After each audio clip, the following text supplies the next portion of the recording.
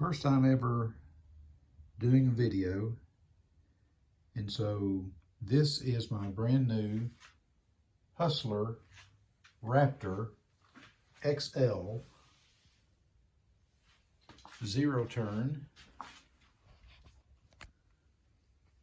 with the 42-inch deck. And I haven't seen just a lot of videos about this particular model, so I thought I would do one and give an initial impression about the machine. I've only had it a few days. I've got 7 hours on it, and I've done the first oil change. It calls for an oil change between 5 and 10 hours of use for a break-in oil change. And so I've done that. Very impressed with the build quality, and I was looking to replace a tractor style lawnmower that I'd had for about 6 years. That was a Cub Cadet and had good service out of it. But I just wanted to join the zero turn revolution, I guess, if you will. Seems like everybody has zero turn these days, so I don't know. You got to mow the grass, but kind of want to enjoy the process. I enjoy mowing. And so this is what I'll say this, it's probably 99% of what I was looking for. I looked at Gravely, I looked at John Deere, I looked at Hustler, I looked at Aaron's, looked at Husqvarna, but this one had most of what I was looking for. My number one thing I wanted was Kawasaki engine. I had that once before on a previous mower that I had, and was just always very happy with that particular engine. And so I just didn't want to consider anything unless it had the Kawasaki engine. So that was my number one. The number two thing I was looking for was a welded deck.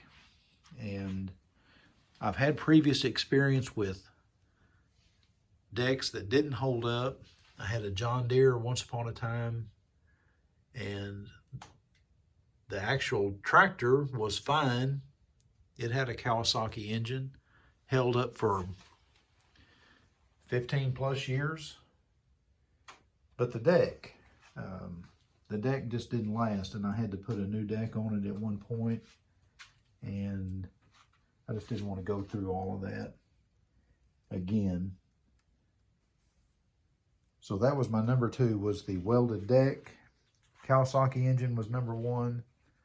And then beyond that, I was just looking for overall build quality.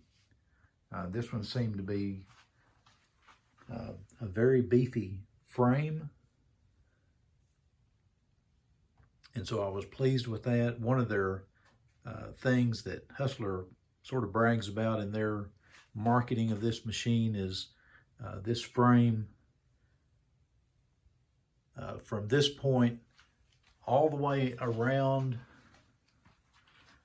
the back, wraps around, and then all the way back up to the front again is a single piece. And so there's no bolted parts of the frame, it's all welded. And then of course your front axle is bolted across. Now, one thing I've noticed that's different is this one is straight across the front, where many of them that I've seen, the front casters come out, and I don't know what the advantage or disadvantage of that would be, but this seems to be fine. A lot of the machines have a drop pin system like this for the deck height adjustment. Some have a rotary knob that's located somewhere up on the control. I don't know if one's a particular advantage or not. This seems pretty foolproof. There's just not really much that could go wrong with this. And I cut my grass at the same height most of the time anyway, so it's pretty much a set it there and just leave it alone situation. So that was kind of a non-issue as far as I was concerned. I've mowed with it 2 times, I guess, since I've had it. Now this Mack truck mat obviously didn't come with the mower. That's something I had just laying around, and so I just put it on the floor pan. It seemed to be a perfect fit, and I thought, why not? Oh, another little thing I did was these little grip things. That's something that I added. It just seemed like it needed something there, and those seem like they went on there pretty good.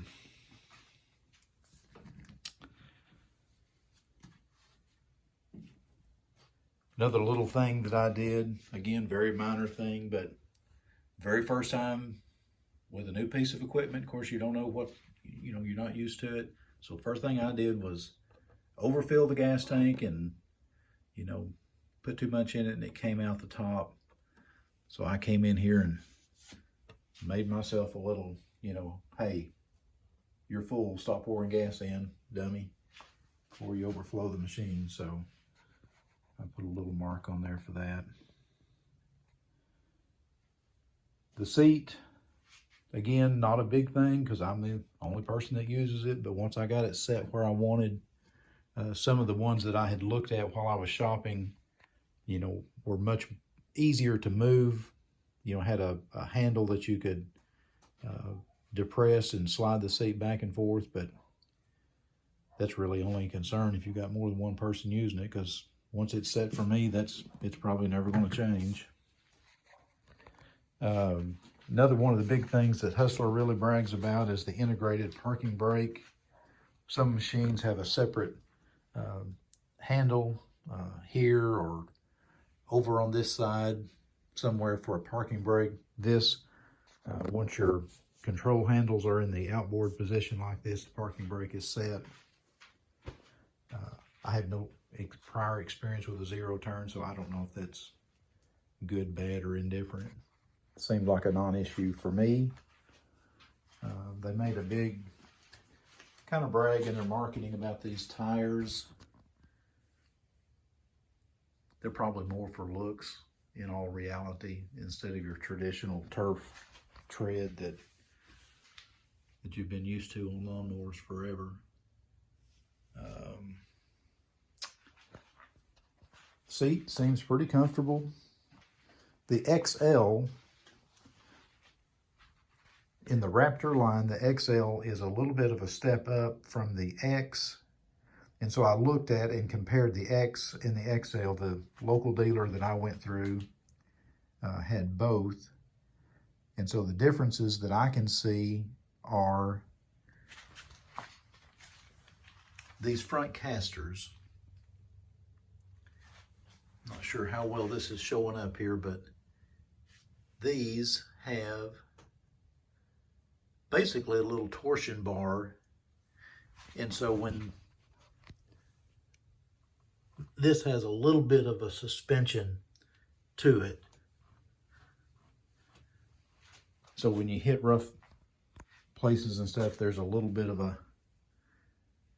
suspension action for those front. That's an XL model thing. You can get those as an option on other models from Hustler. The seat, a little bit higher back.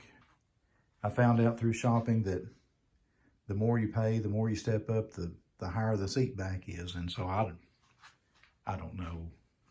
I mean, that's fine, but it's a lawnmower seat. So not a huge thing to me one way or the other.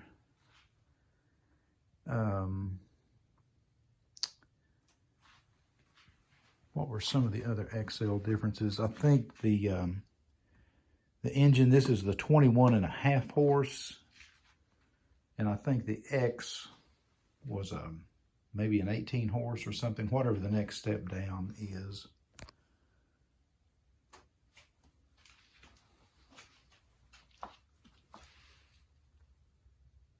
And I'm sure there's something that I'm forgetting about what the difference is between the X and the XL. But the bigger engine and the suspension on the front forks, the front casters, those are the main differences. And I drove both. And,